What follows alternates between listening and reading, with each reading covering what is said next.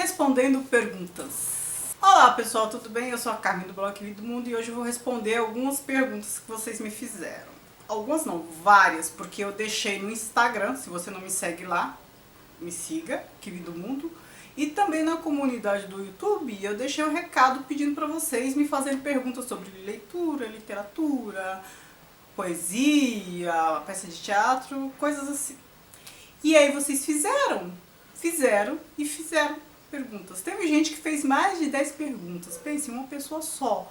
Sim, vários casos de pessoas que fizeram mais de uma pergunta. E aí, o que eu fiz? Estou pretendendo responder todas. Eu meio que aglutinei por tema, né? Eu sou bibliotecário tem essa mania de ficar categorizando as coisas, nem organizado assim por assunto para responder. Eu vou fazer mais de um vídeo respondendo perguntas. Este aqui eu vou me ater às perguntas sobre literatura contemporânea, teve muita gente que perguntou, e acho que também vou tratar das minhas preferências, porque muita gente perguntou o que eu prefiro em relação a isso ou aquilo. E aí pretendo fazer um outro vídeo tratando das demais questões, tá bom? Isso para atender a todos. Organizei tudo aqui, ó, copiei, colei Instagram e YouTube e organizei por tema, olha só que pessoa obsessiva. Bora lá.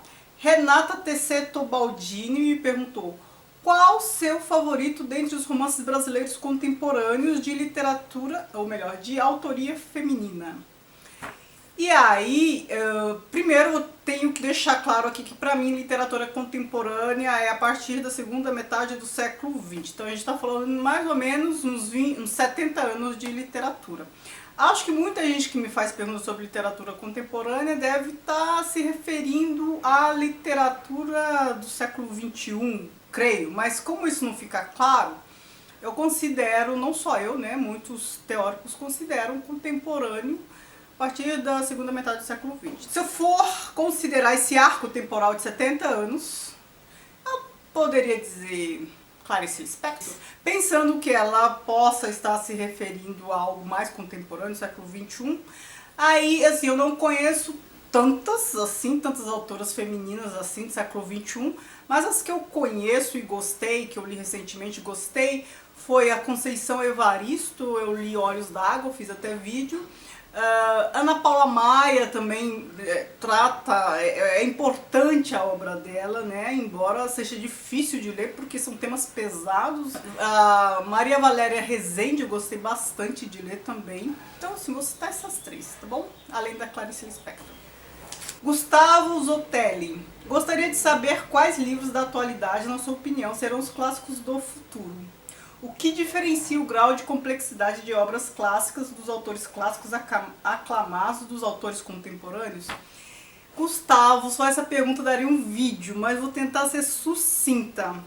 Normalmente, pelas minhas observações, não que eu tenha lido algo sobre isso, mas normalmente o que fica para a posteridade é aquilo que é representativo de uma época. A gente tem facilidade em eleger o que é bom, o que é ruim de tempos passados, por quê? Porque a gente tem um distanciamento, né? O tempo diz, não tem aquela frase que fala, o tempo vai dizer se isso é bom ou ruim. Por quê? Porque quando a gente está vivendo, quando a gente está no contexto, a gente não tem o distanciamento necessário. Às vezes, no contexto, a gente nem consegue captar todas as nuances do contexto. Então, artista normalmente tem sensibilidade, né? Os antenas da raça, que o Ezra Pound fala, que são pessoas com sensibilidade que captam melhor as principais mudanças da dinâmica do cotidiano. Acredito que ficam para a posteridade aqueles que têm boa sensibilidade, captam isso melhor. Pensando em literatura, aqueles que inovam em linguagem, em modo de narrar, também são os que se destacam, certo? Normalmente são esses dois critérios. Se você parar para observar, você vai ver que o que a gente considera clássico hoje, do passado, são autores que fizeram isso, representaram muito bem seu contexto e ou inovaram na escrita. Então, se a gente parar para pensar o que a gente tem hoje disso, para mim é difícil avaliar, porque eu acho que eu não li tanto assim literatura contemporânea que a gente tem. Mas tem algumas coisas bem legais, algumas coisas que eu vou pontuar que os autores que fizerem isso correm o risco de se destacarem. Primeiro, aqueles que conseguem captar toda a problemática da contemporaneidade. A Ana Paula Maia, embora ela tenha uma literatura pesada, ela faz isso bem, ela capta, ela está com o nicho ali, dos excluídos. Mas eu percebi que ela capta isso bem. O João Anhelo, acho que é Anhelo Carrascosa, acho que é isso o nome dele, eu vou deixar aqui. Ele também lida com os excluídos de uma maneira poética. Aquela história do lixo, que eu esqueci o nome, é uma coisa belíssima. Parece que ele fez com o lixo, com aquela questão do lixão, o que aquele outro artista contemporâneo faz, que eu esqueci o nome, gente, eu tô um horror hoje. Aquele que faz com obras plásticas. Eu vou deixar aqui. Ele faz desenhos, esculturas com lixo. É um artista bem aclamado, brasileiro, artista plástico. Ele faz algo semelhante com o que o Carrascosa faz na literatura, certo? Pensando em um livro específico do Carrascosa. Conceição Evaristo também fez isso com muita delicadeza. Tratou dos excluídos de maneira poética. Vocês percebem, eu estou falando de um assunto só, 3 autores que abordaram esse assunto da exclusão, do excesso de lixo, da degradação da contemporaneidade, de maneira muito peculiar e muitas vezes poética. Ana Paula Maia é poética? Na obra eu li dela não, mas tinha lá uma das histórias, Entre Rinhas de Cachorros e Porcos Abatidos, a segunda história. O cara era catador de lixo, não, era lixeiro, e ele se prostrava diante da realidade de maneira altamente reflexiva. Então assim, percebam coisas assim. Agora, inovação de linguagem é mais na narrativa, formas diferentes de narrar. Quem está narrando de maneira diferente hoje em dia? Quem deu uma inovada? Pare e pense. São só esses os critérios? Não necessariamente, mas são acho que 2 dos critérios que se destacam, tá? Não sei se eu respondi sua pergunta. Aliás, eu nunca tenho certeza de ter respondido vocês. Andréas Chamorro. Quais as características mais ideais em um autor contemporâneo ser relevante? Então, é isso que eu acabei de falar. Autores que captam essas nuances que eu falei, tá? Tá vendo como é bom reunir por tema? Porque a gente já responde, um e responde outro ao mesmo tempo. Gabriel Lima, gostaria que você falasse um pouco em como a literatura contemporânea reflete a questão da autoria no interior da própria obra. Você poderia dar alguns exemplos em que esse problema é trabalhado? Gabriel, eu não sei se entendi o que você quis dizer aqui. Quando você fala reflete a questão da autoria no interior da própria obra, então assim, a obra é dele e como ele está refletindo a própria autoria, é isso? Você está por acaso trabalhando com questões de intertextualidade também? Eu não sei se eu entendi sua pergunta. Você estaria perguntando se como o autor pode ser original? Eu não sei. Então aí fica difícil dar exemplo se eu não entendi muito bem a sua pergunta. Refletir a questão da autoria. Assim, em literatura isso é mais tranquilo. Agora, essa questão de autoria, plágio e tudo mais é muito sério quando você está falando de obra de não ficção. Porque em literatura a gente vê intertextualidade o tempo todo. E você não vai ficar citando o autor, né, dando nome aos bois o tempo inteiro, senão perde a graça. Isso não é literatura. Você faz intertextualidade e sem citar que está fazendo intertextualidade.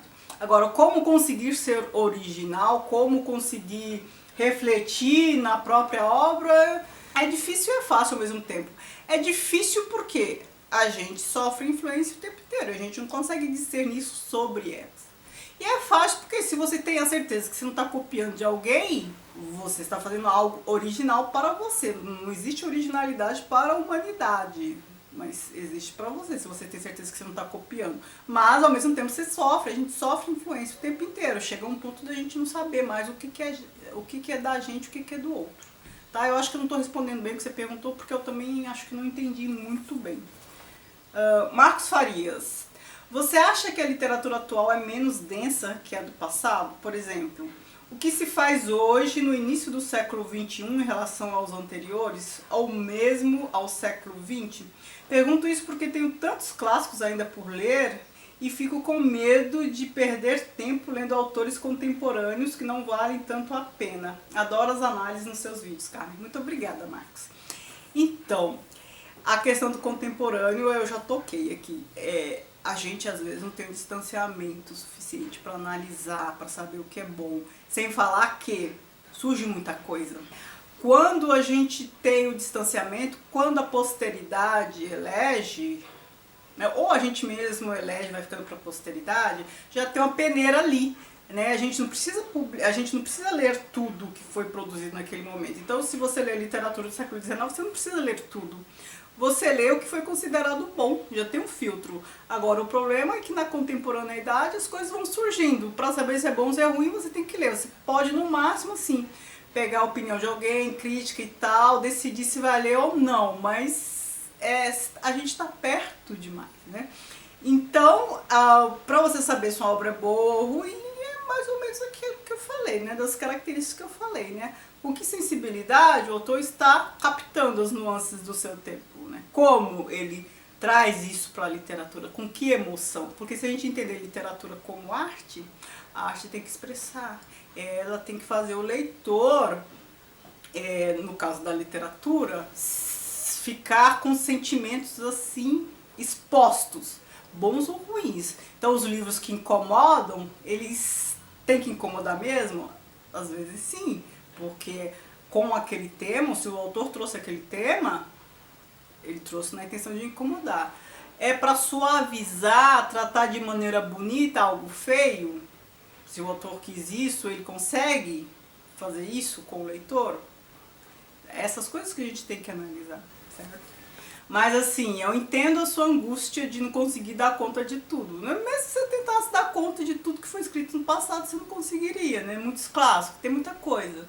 E ainda tem a literatura contemporânea. É uma aflição, eu entendo bem o seu problema. Contos de Sansara, by Michele Fernandes. Olá, gostaria que você falasse um pouco sobre linguagem na literatura brasileira contemporânea. Você acha que se perderam as ideias apresentadas no movimento modernista? Como os autores têm lidado com a questão do português brasileiro versus português de Portugal? Abraços. Então, Michele, a gente já tem 100 anos de modernismo, né? Então, assim, se os nossos autores contemporâneos estivessem escrevendo como os autores de 100 anos atrás, a gente teria um problema muito maior. Então, é mais ou menos isso que eu falei. Quem está captando as nuances da sua época? Qual nuance? Eu falei de um aspecto de excluir lixo, mas outra nuance é a questão da velocidade, do excesso de coisas, do excesso de estímulo. Um autor que consegue transmitir isso por meio da narrativa é um autor contemporâneo muito atento à sua época. Pensem, a nossa realidade atual, ela não é a mesma do início do século XX. É bom que os autores contemporâneos tenham outras preocupações. Deixa eu ver, sobre a linguagem na literatura brasileira. Agora você fala de português de Portugal e português brasileiro. Não há muita diferença entre português de Portugal e português brasileiro. Não há muita diferença na escrita, há pouca diferença. A diferença maior está na fala, o que a gente chama de linguística e realização da fala. Por quê? Porque português de Portugal, a frequência é muito alta. O que a gente chama de frequência? É o tempo em que o falante realiza a fala, né? O tempo que ele fala. Então, assim, português de Portugal, os portugueses, eles falam a mesma palavra mais rapidamente que o brasileiro. Então, o brasileiro fala de maneira mais alongada, porque o brasileiro pronuncia as vogais, né, com mais tempo. E os portugueses não, eles pronunciam mais rapidamente. Então, a gente tem a impressão que as vogais não estão sendo faladas até. E a gente chama isso de frequência, de realização de fala. Então, assim, há muita diferença. Por isso que muitas vezes a gente não entende direito o português de Portugal, a depender de quem está falando. É por isso também que, eu vou falar dos franceses que eu conheço melhor, eles acham muito diferente português brasileiro e português de Portugal. Tanto é que eles nem chamam a nossa fala aqui do Brasil de português, eles chamam de brasileiro. E lá eu vi dicionário de francês brasileiro, brasileiro francês. Para eles é muito diferente, né? A gente que fala, a gente não percebe muito claramente. Mas eles têm a impressão que nós brasileiros falamos de maneira mais cantada. Por quê? Porque a gente demora mais para falar as palavras. A gente gasta mais tempo pronunciando tudo do que os portugueses de Portugal. Então a diferença maior está na fala. Agora, quando você fala dessa questão dos modernistas, português brasileiro, português de Portugal, eu não sei se você quer se referir a uma pureza de língua. Isso pra mim não existe. Não existe nada puro neste mundo. Nem raça, nem língua, nada, tá? Então assim, é português das origens. Qual é a origem do português de Portugal? Né? As línguas românicas que foram influenciadas por... Sabe? Qual é a origem? De que português de Portugal você está falando? De que português brasileiro você está falando? Essas coisas são dinâmicas. A língua é viva. Tá? Eu não sei se eu entendi bem o que você está perguntando. Você está falando assim, você acha que se perderam as ideias apresentadas no movimento modernista? O movimento modernista queria recuperar o que é nosso mesmo, né? A cultura brasileira. Então a cultura indígena, o folclore, essas coisas todas, né? Tupi or not tupi, como disse o Oswald de Andrade, né? Então assim, o que é genuinamente brasileiro, sem influência europeia? Isso tem limites, né? Porque a gente já fala a língua do colonizador. E a gente ia voltar a falar tupi? Não deu certo. O Policarpo Quaresma bem tentou, mas não deu certo. Entendeu? Então há limites para essas coisas, tá bom? Agora os meus preferidos, né? Os poetas, autores de literatura brasileira, enfim, o que vocês perguntaram. A Sônia Maria Espósito Lima perguntou: para você, quais seriam os 4 melhores autores, aqueles que você leria tudo? Vixe! Machado de Assis, vou tentar ser rápida. Machado de Assis, eu leria tudo. Eu li quase tudo, né? Só algumas coisas do início lá dele que não eram tão boas que eu não li ainda, mas mais por falta de oportunidade. Clarice Lispector, William Faulkner, embora o Faulkner exija mais da gente e tal, mas é um autor que eu gostaria de ler tudo. Tem um autor contemporâneo que eu gosto muito, tudo que eu leio dele me agrada, que é o Ian McEwan. Então assim, citei 4. São os 4 mais? Não, são os 4 que me vieram agora em mente. Se você me perguntar daqui a um mês, eu posso citar outros 4. Vocês sabem que eu tenho dificuldade com ranking, já é difícil escolher, mas o que eu escolho é com fundamentação, entendeu? Não é que se eu citar outros 4, esses que eu escolhi primeiro não eram bons, enfim. É porque é muita coisa, gente. Quando pedem falar eu falei, não, eu prefiro não escolher nada, sabe? Um autor assim ou assado. É difícil, porque são coisas muito diferentes. A gente tem muita coisa aí pra escolher, né? João Bruno 94. Qual é o seu livro definitivo de literatura e língua portuguesa? Aquele que você considera indispensável. Então, essas coisas que pra mim é muito difícil responder. Então, assim, ele falou literatura... Ele falou língua portuguesa, que dificulta mais ainda. Ele não falou literatura brasileira. Língua portuguesa, não sei dizer. Então, assim, eu posso citar vários, um nunca, sabe? Eu posso citar Memórias Póstumas de Brás Cubas, eu posso citar Ensaio sobre a Cegueira do Saramago, eu posso citar A Paixão Segundo GH, posso citar vários, desculpa. Maiara Lisboa. Oi, eu amo seus vídeos e sua visão em relação à literatura e gostaria de saber quais são os seus livros preferidos de literatura brasileira. Então ela facilitou um pouco mais a minha vida, né? Então eu já citei alguns agora, Grande Sertão Veredas, Dom Casmurro, Laços de Família da Clarice Lispector. Vou ficar com esses 3, tá bom? Senão esse vídeo fica muito longo. ADV Luana Costa, imagino que seja advogada. 5 livros clássicos da ficção científica que você gostou ou gostaria de ler. Eu não leio muito ficção científica, não é meu gênero preferido, não vou dizer que não leio. Mas assim, tem um que eu gostaria de ler, que é 2001 Odisseia no Espaço, porque eu vi o filme do Kubrick e gostei. Aquele do Philip K. Dick, dos androids, lá que inspirou Blade Runner. Eu vi o filme, então gostaria de ler o livro. Desculpa, acho que 5 eu não consigo. Eu teria que ver bem. É isso, tá bom? A mesma Luana Costa perguntou: 3 autores preferidos. Machado de Assis. Eu vou me repetir, né? Não tem jeito. Machado de Assis. Eu vou tentar citar outros. Eu gosto muito do Stendhal, Virginia Woolf também, muito boa. Vanessa, livros que mais estimularam você a pesquisar outros livros. Sabe aqueles livros que fazem tantas referências que temos vontade de pesquisar sobre todas elas? Sobre esses livros inquietantes e cheios de vida. Adoro os seus vídeos, beijos. Muito obrigada, Vanessa, beijos pra você também. Livros assim que me fazem buscar outros são normalmente livros de não ficção, né? Muitos livros de não ficção, eu posso citar vários. Tem um autor que faz isso comigo, que ele me deixa assim no chão, que é um historiador, que é o Carlo Ginzburg. Eu gosto de tudo que eu leio dele, eu amo a forma que ele tem para escrever, eu gosto das referências. Ele é autor de Os Queijos e os Vermes, Mitos, Emblemas e Sinais. Uma outra autora que faz isso comigo é a Hannah Arendt. Eu tenho um recalque com esses dois autores, eu queria produzir como eles produzem. Agora, um livro que fez isso comigo também foi Trata dos Viventes, do Luiz Felipe de Alencastro, que eu tenho até uma playlist aqui de leitura compartilhada. Eu ficava com vontade de ler tudo que ele citava. Rian Pablo, quais dos livros dos ensaios de Montaigne que você mais gostou e por quê? É engraçado, pra mim aquilo é uma obra só, eu não consigo nem lembrar o que eu li em um livro, no primeiro livro, que eu li no segundo, né? Eu não consigo fazer essa divisão, não consigo lembrar dos conteúdos separadamente, né? Eu posso te citar uma passagem ali que me marca e que, assim, mudou minha vida, que vai para aquele quadro dos livros que mudaram minha vida.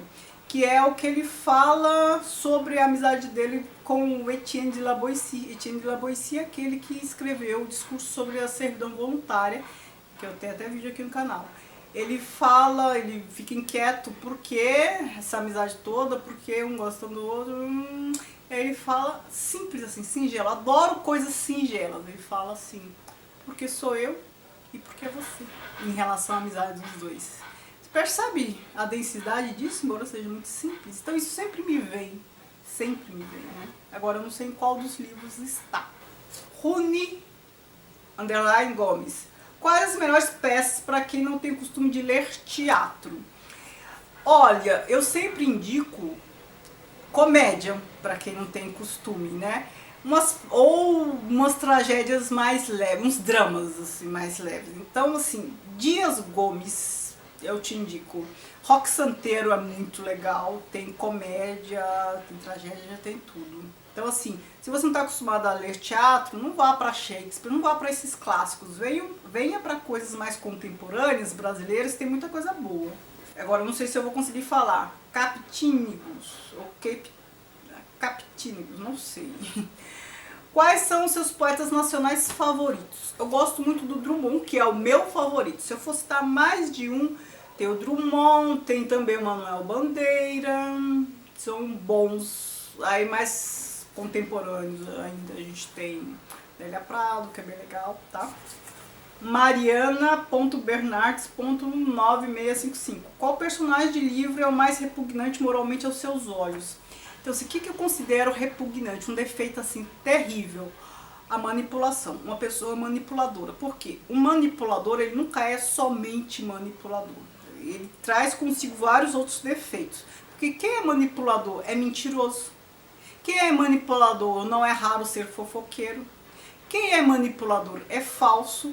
E uma outra característica da manipulação, que eu acho execrável, é que o manipulador ele faz isso com frieza. Ele faz isso de caso pensado. Não é uma coisa que faz sem querer. Porque a gente erra comumente, né? Às vezes você fala uma coisa mal falada, às vezes você é muito grosso com a pessoa, depois se arrepende. A gente erra sem ter vontade de errar, e depois se desculpa e tudo mais. Então, às vezes a gente tá com a cabeça quente, tá com raiva, enfim. O manipulador não, ele é frio, ele faz isso de caso pensado. Ele prejudica as pessoas deliberadamente. E pra mim isso é muito difícil. Eu quando identifico pessoas assim, se eu puder eu me afasto. Então, isto posto, um personagem que faz isso, que eu acho execrável, é o Iago de Otelo de Shakespeare. Marguerite, que é uma seguidora lá de Portugal. Olá, Carmen, para além de livros, no seu blog fala de viagens e arte. Gostaria, por isso, de lhe perguntar qual um dos seus destinos preferidos e qual é o seu museu e pintor ou quadro preferido. Beijinho. Ai, eu gosto de qualquer destino. Eu gosto de tudo que é muito diferente do que eu conheço. Então, assim, eu tenho tido muito interesse pelo mundo oriental, porque são realidades, são culturas que eu acho encantadoras e eu conheço pouco. Então, assim, qualquer lugar do Oriente já me faria muito feliz. Qual é o seu museu pintor? Ou quadro e tal? Eu visitei o Museu do Van Gogh, lá em Amsterdã, e é uma coisa impressionante, porque Van Gogh me impressiona muito, aquela mistura de luz com cor eu acho muito comovente, mas assim, museu, como eu gosto muito de museu, pra mim o maior possível. Não, então assim, a gente tem vários. Então eu gostei muito do Metropolitan em Nova York, do Louvre em Paris, do Britânico em Londres. Tem uns museus, tem um museu em Zurique também que é muito bom, é bem grande. Ah, é difícil escolher. Aqui em São Paulo eu gosto muito do MASP, claro, mas é difícil escolher. Agora, um quadro preferido, eu posso citar alguns. A Liberdade Guiando o Povo, do Delacroix, alguns Van Gogh, enfim. Mais um da Marguerite, acho que eu tô falando certo. Também gostaria de que falasse de música, o que gosta de ouvir. Obrigada. Eu sou bem eclética, assim, eu gosto muito de rock. Eu gosto muito de rock, música brasileira, MPB, eu gosto bastante também, mas eu gosto de jazz, música clássica, adoro ópera. Eu gosto de bastante coisa, né? Eu sou uma pessoa difícil pra selecionar as coisas, vocês perceberam, porque eu gosto de muita coisa, né? É difícil. Certo? Então vou parar por aqui. Tem mais perguntas, mas aí eu vou fazer outro vídeo para responder, porque eu gostaria de responder a todos vocês, tá? Então, muito obrigada por assistirem e não se esqueçam de se inscrever neste canal, de me seguir nas redes sociais, o Kiwi do Mundo, Instagram e Facebook. Porque às vezes, tá vendo? Eu deixo recadinhos para vocês entrarem em contato comigo, vocês interagirem e perguntarem, tá bom? Obrigada, beijo.